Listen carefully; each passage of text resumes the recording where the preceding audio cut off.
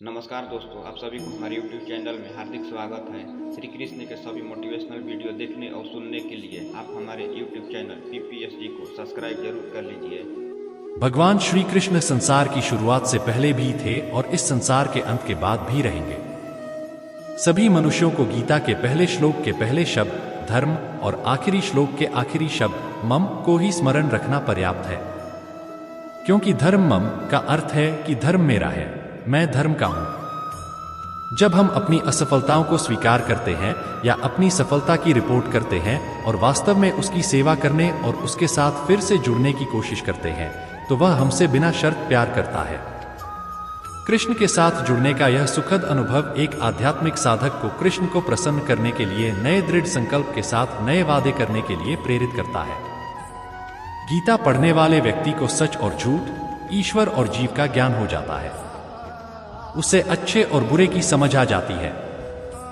गीता पढ़ने से व्यक्ति का आत्मबल बढ़ता है और व्यक्ति साहसी और निडर बनकर अपने कर्तव्य पथ पर आगे बढ़ता है। रोजाना गीता पढ़ने से शरीर और दिमाग में सकारात्मक ऊर्जा विकसित होती है। अच्छी नीयत से किया गया काम कभी व्यर्थ नहीं जाता और उसका फल आपको जरूर मिलता है, जिससे किसी को कष्ट नहीं पहुंचता तथा जो अन्य किसी के द्वारा विचलित नहीं होता। जो सुख दुख में, भय तथा चिंता में संभाव रहता है, वह मुझे अत्यंत प्रिय है। क्रोध से मनुष्य की मति मारी जाती है, यानी मूढ़ हो जाती है, जिससे स्मृति भ्रमित हो जाती है। स्मृति भ्रम हो जाने से मनुष्य की बुद्धि नष्ट हो जाती है और बुद्धि का नाश हो जाने पर मनुष्य खुद का अपना ही नाश कर बैठता है। जो मनुष्य सुख और दुख में विचलित नहीं होता है, दोनों में संभाव रखता है, वह मनुष्य निश्चित रूप से मुक्ति के योग्य है। आत्मा को न शस्त्र काट सकते हैं, न आग उसे जला सकती है, न पानी उसे भिगो सकता है, न हवा उसे सुखा सकती है। ध्यान का अर्थ है भीतर से मुस्कुराना और सेवा का अर्थ है इस मुस्कुराहट को औरों तक पहुंचाना। हृदय से जो दिया जा सकता है वो हाथ से नहीं, और मौन से जो कहा जा सकता है वो शब्द से नहीं। समय और भाग्य दोनों परिवर्तनशील है, इन पर कभी अहंकार नहीं करना चाहिए। सुकून संसार की सबसे महंगी वस्तु है, जो केवल आपको प्रभु की भक्ति से ही मिलेगी। मनुष्य की मानवता उसी समय नष्ट हो जाती है जब उसे दूसरों के दुख में हंसी आने लगती है। अगर भगवान तुम्हें ज्यादा इंतजार करवा रहा है तो तैयार रहना, वो उससे कहीं ज्यादा देने वाले हैं जितना तुमने मांगा था। मन को प्रभु के साथ जोड़ दो, जहां प्रभु जाए वहां मन जाए और जहां मन जाए वहां प्रभु साथ रहे।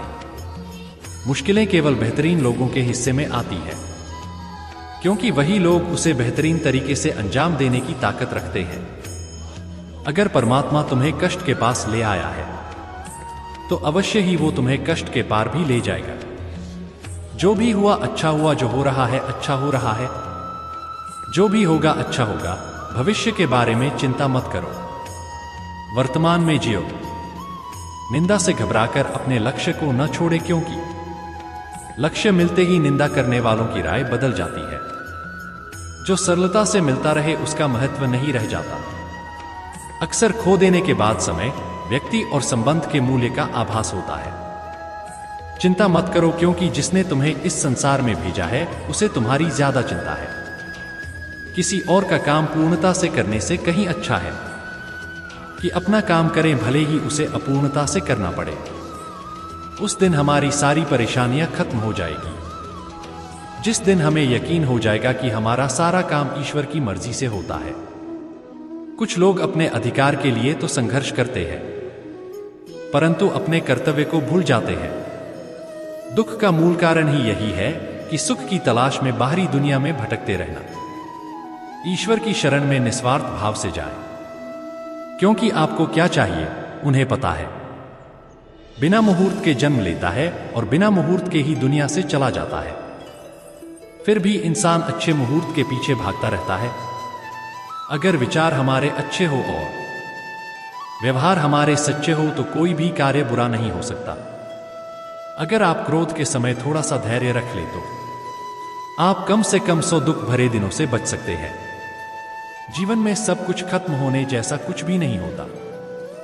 हमेशा एक नई शुरुआत हमारा इंतजार कर रही होती है। यदि तुम्हारे अंदर खुद को बदलने की ताकत नहीं है तो तुम्हारा कोई अधिकार नहीं कि तुम भगवान या भाग्य को दोष दो। समय जब पलटता है तो सब कुछ पलट देता है, इसलिए अच्छे समय में घमंड ना रखे और बुरे वक्त में सब्र रखना ना छोड़े। सम्मान हमेशा समय और स्थिति का होता है, पर इंसान उसे अपना समझ लेता है। जिस इंसान के सच्चे होने की गवाही आपका दिल दे, वो इंसान कभी भी आपके लिए गलत नहीं हो सकता। अगर साफ नियत से मांगा जाए तो ईश्वर नसीब से बढ़कर देता है। दान करना और भूल जाना दान की सर्वोच्च प्रक्रिया है। कि गई दान की गणना तुम्हारे दान को तुच्छ बना देता है। परिवार के साथ धैर्य प्यार कहलाता है, औरों के साथ धैर्य सम्मान कहलाता है, स्वयं के साथ धैर्य आत्मविश्वास कहलाता है और भगवान के साथ धैर्य आस्था कहलाती है।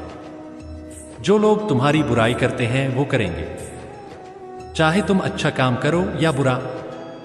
इसलिए शांत रहकर अपना कर्म करते रहे। निंदा से मत घबराओ, निंदा उसी की होती है जो जिंदा है। मरने के बाद तो सिर्फ तारीफ होती है। बुरा समय आपको जिंदगी के उन सभी सच से सामना करवाता है जिनका आपको अच्छे समय में कभी ख्याल नहीं होता।